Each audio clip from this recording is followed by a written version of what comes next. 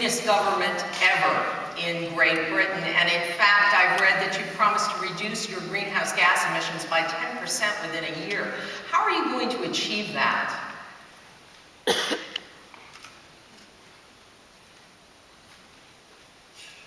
Well, what we've said is that the 10% target is for government itself. We took the view that one of the first things we could do as a new government is say, right, the government is going to deal with its own carbon emissions, and a 10% target for government offices, like the one I'm sitting in right now, I don't think that is impossible. And in fact, we're well on the way to achieving it. And we now put these figures on the internet so everyone can see what we're doing.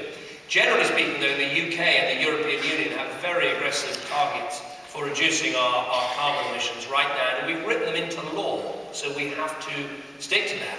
I really admire what you're doing in California and what states around the US are doing to try and pick up this agenda, but we do need at the same time to work towards a global deal. Otherwise, we're all going to do our individual bit, but if we can't get the whole of the US and China on board, we're not going to get the sort of action we need to prevent dangerous global warming.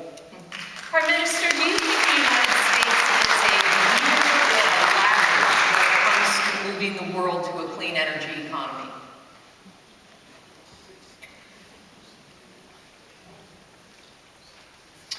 Well, look, I think that President Obama has made some big steps forward. I mean, in the past, America didn't join the Kyoto process, and that did hold things back.